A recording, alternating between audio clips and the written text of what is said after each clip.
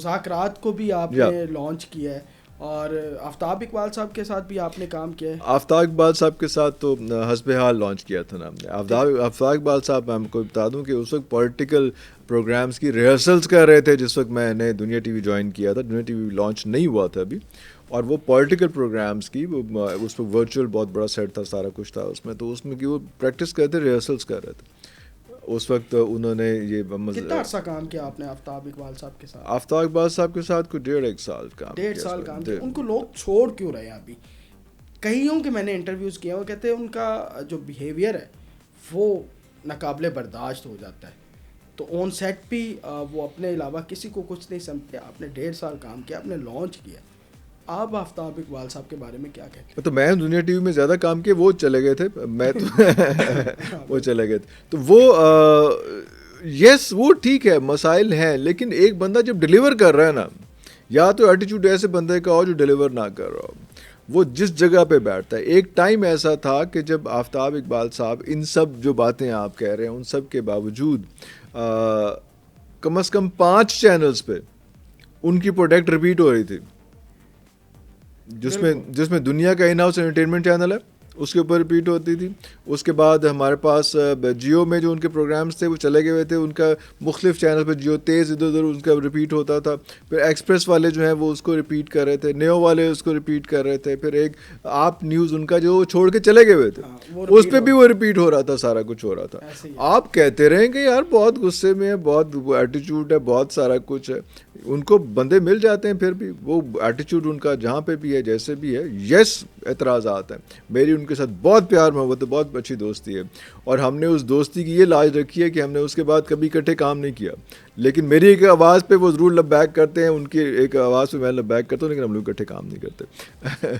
तो वो एक बंदा डिलीवर कर रहा है ना, वो मैं आपको जैसे पहले भी बता रहा था कि जब अल्लाह ताला किसी को नवाज रहा है ना, या अल्लाह ताला ने किसी की रस्सी दराज की हुई है ना, भाई हमारे उस्तादों ने, हमारे बुज़ुर्गों ने ये बताया है कि उसके सामने नहीं आना, उसके बारे में स्टेटमेंट नहीं देनी है। हाँ, वो फिर जो है वो अल्लाह जाने और वो जाने। और जिस किस्म का मतलब हमारे पास मीडिया इंडस्ट्री में इस वक्त अगर डिजिटल प्लेटफॉर्म पे ख़ास तौर पर बात करें तो आफ्ताब इकबाल से बड़ा प्लेटफॉर्म, डिजिटल प्लेटफॉर्म तो उस किस्म का कोई नहीं था। आप वो फैमिली वीलॉग्स के अभी के बच्चों को छोड़ दें, लेकिन अदरवाइज़ जो सीरियस कंटेंट है, जो काबिल बर्दाश्त फैमिली के साथ बैठ के आप कंटेंट देख रहे हैं, वो आफ्ताब इकबाल का है।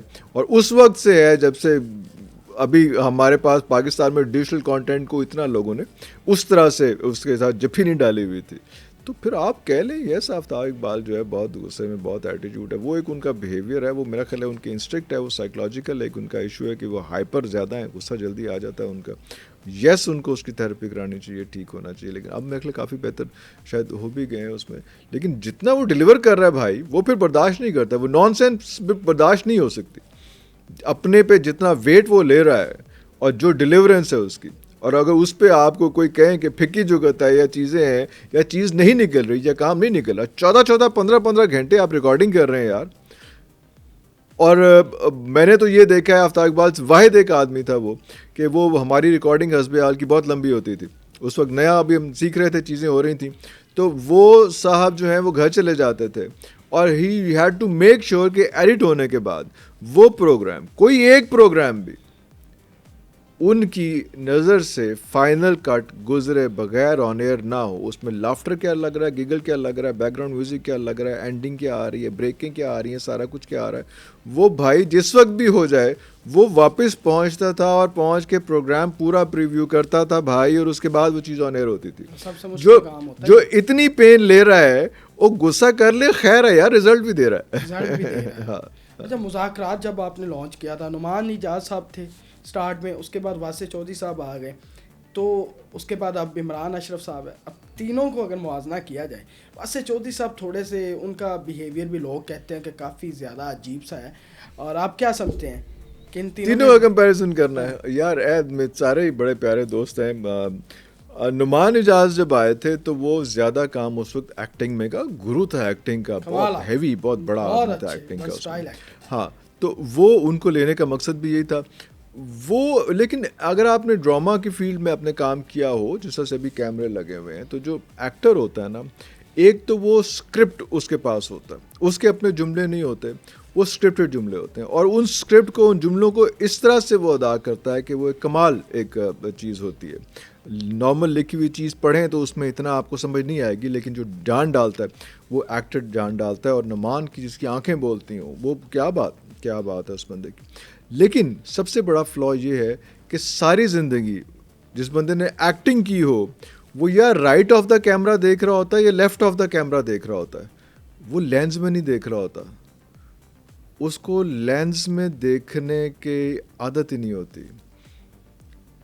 हाँ उसको अगर आप अब कहें ना कि भाई तूने लेंस में देख के बात करनी है, वो he is not trained to it, he is not tuned up for that. वो तो क्राइम है कि एक एक्टर लेंस में देख ले। ऐसे ही है। वो तो अपने दूसरे आर्टिस्ट से बात कर रहा होता है, या राइट ऑफ द कैमरा या लेफ्ट ऑफ द कैमरा, तो लेंस में तो देख नहीं रहा होता।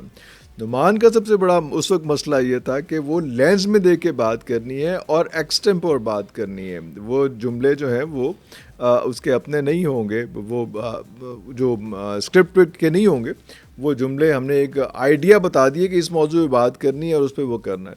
तो वो उस वक्त स्टार्ट में काफ़ी मुश्किलात आई, काफ़ी चीज़ें हुई, लेकिन यस बहुत मेहनत की हमने भी। अयूब खावर साहब माशाल्लाह थे साथ उसमें, और अयूब खावर साहब ने ही शायद नुमान को शायद लॉन्च भी किया हुआ था, तो इसलिए नुमान जो है वो उनके साथ एक बड़ा अच्छी इक्वेशन थी। मैं तो प्रोडक्शन बाकी चीज़ें देख रहा था, लेकिन जो एक्चुअल कंटेंट जो खावर साहब देख रहे थे, तो खावर साहब की और नुमान की एक तो केमिस्ट्री बड़ी अच्छी थी शुरू से, और फिर बहुत मेहनत की हमने, और नुमान ने खुद भी जुड़ के मेहनत की, क्योंकि ये उसके लिए जैसे मैंने आपको टेक्निकली एक बड़ी हैवी बात बताई है, ये शायद किसी और को इस चीज़ का ना अंदाज़ा हो, उसमें पता भी ना चले किसी चीज़ का। लेकिन उसके बाद जो है वो उसने डिलीवर भी किया। उसके बाद जब चेंज ओवर आया, जब मैनेजमेंट का ये डिसीजन आया कि जनाब हम जो है हम डिफरेंट बंदे पे जाना है, जो व्हाट्स एवर रीज़न वाज, वो एक लंबी कहानी है, ना ही इसको छेड़ें तो बेहतर है। वासे चौधरी के लिए तो नुमान के साथ हम ये कर रहे थे कि नुमान के साथ हम गेस्ट तगड़ा लेके आ रहे थे, और गेस्ट जब तगड़ा आके बैठता था तो it was a ratio of 70% of नुमान and guest and 30% of the comedians. ठीक है। उसके बाद जब वासे शुरू में आया तो ऑब्वियसली वो नुमान वाला करिश्मा वो नहीं था वासे का उस वक्त। अभी माशाल्लाह बहुत बेहतर कर रहा है वो। तो उस वक्त हमने ये किया कि बड़े चुपके से हमने 50 to 60% ऑफ वासे and guest and the remaining part was put to the comedians. Comedy का जो रेशियो है उसके अंदर बढ़ा दिया। अब सेठ ये कहता गया, देखिए मैं नुमान नू उठा के वासे रखा तो कोई फ़र्क नहीं पिया। उस सानू पता है कि इक्वेशन किस तरह से हमने बैलेंस की उस चीज़ को उसमें।